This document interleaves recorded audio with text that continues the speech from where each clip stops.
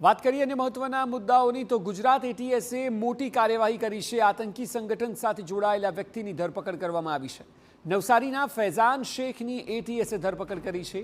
ફૈઝાન જૈશે મોહમ્મદ અને અલ કાયદા સાથે જોડાયેલો હોવાની વાત સામે આવી રહી છે।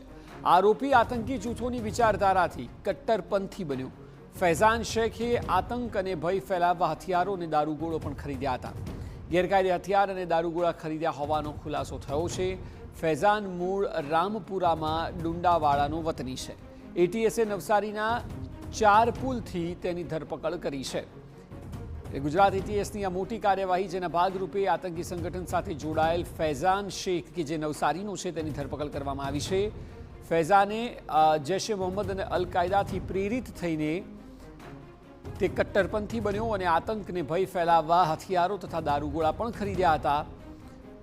આ તમામ ગેરકાયદે હથિયાર અને દારૂગોળો ખરીદ્યા હોવાનો ખુલાસો થયો। ફૈઝાન મૂળ રામપુરાના ડુંડાવાડાનો વતની છે અને એટીએસે નવસારીના 4 પુલથી ફૈઝાનની ધરપકડ કરી છે।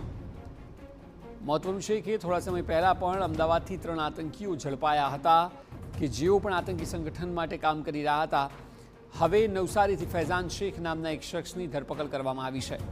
જોવું રહ્યું કે તેની પૂછપરછમાં કયા નવા ખુલાસા થાય છે, કેટલા લોકો સાથે તે સંડોવાયેલો હતો, શું ગુજરાત અને ભારતમાં તેની સાથે અન્ય લોકો પણ છે, બહારથી મદદ મળી રહી હતી કે કેમ, આ તમામ સવાલો છે કે જેનો જવાબ મેળવવાનો પ્રયાસ એન્ટી ટેરરિસ્ટ સ્ક્વોડ દ્વારા કરવામાં આવશે।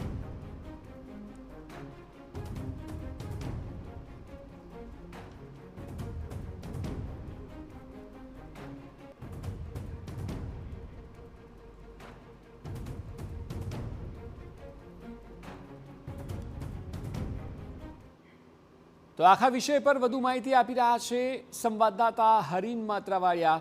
હરીન, જે પ્રકારે ફૈઝાન નામના શખ્સની ધરપકડ કરવામાં આવી છે, આપ જણાવો કે એટીએસને શું માહિતી મળી હતી અને આ શખ્સ શું કરી રહ્યો હતો?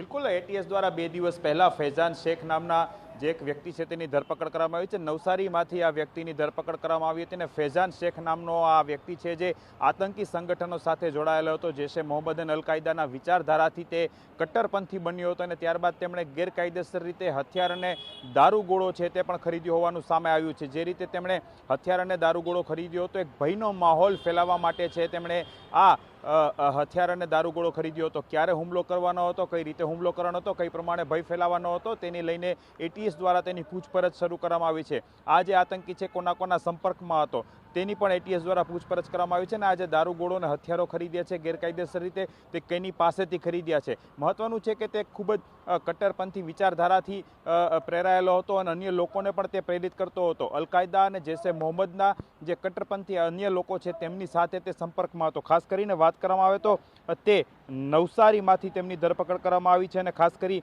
અને તે ફૈઝાન છે તે અલગ અલગ અન્ય કોના સંપર્કમાં હતો તેની એટીએસ દ્વારા પૂછપરછ હવે શરૂ કરવામાં આવી રહી છે। ફૈઝાન શેખ ભય ફેલાવવા માટે અને આતંકને અંજામ આપવા માટે છે તેમણે આ હથિયારો અને દારૂગોળો ખરીદ્યા હતા અને તે જે રીતે તેમનું આ નિવેદન સામે આવ્યું છે, તેમનો ખુલાસો થયો છે અને તે ફૈઝાન છે તે રામપુરામાં ડુંડાવાડા છે ત્યાંનો વતની છે અને નવસારીના 4 પુલ વિસ્તાર છે ત્યાંથી એટીએસ દ્વારા ધરપકડ કરી છે અને વધુ તપાસ છે એટીએસ દ્વારા હવે શરૂ કરવામાં આવી છે। જી હરીન, સાથે સૌથી મહત્વનું એ પણ રહેશે કે જે દારૂગોળો અને હથિયાર તેની પાસેથી ઝડપાયા છે, શું તે કોઈ એક મિશન અંતર્ગત ચાલી રહ્યો હતો? અન્ય કોણ કોણ લોકો તેની સાથે સંડોવાયેલા છે? કારણ કે આ પ્રશ્નો ખૂબ મહત્વના રહેશે આખું જો નેટવર્ક હોય તો તેનો પર્દાફાશ કરવા માટે।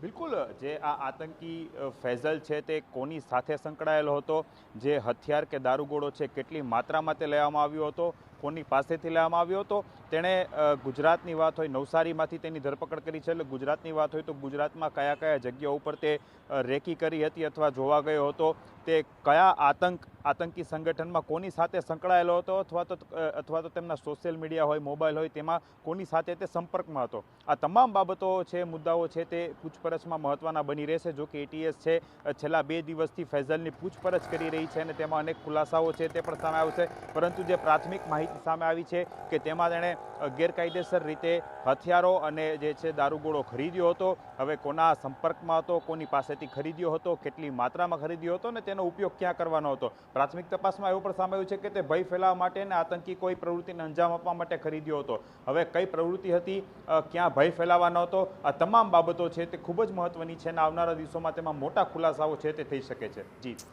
જી બિલકુલ, આભાર હરીન સમગ્ર માહિતી બદલ. તો આખા કેસમાં આવનારા દિવસોમાં ફૈઝાનની પૂછપરછ બાદ મોટા ખુલાસા થવાની શક્યતાઓ છે. તે કોના માટે કામ કરી રહ્યો હતો, દારૂગોળાનો ઉપયોગ તે ક્યાં કરવાનો હતો, આ ખૂબ મહત્વના સવાલ છે.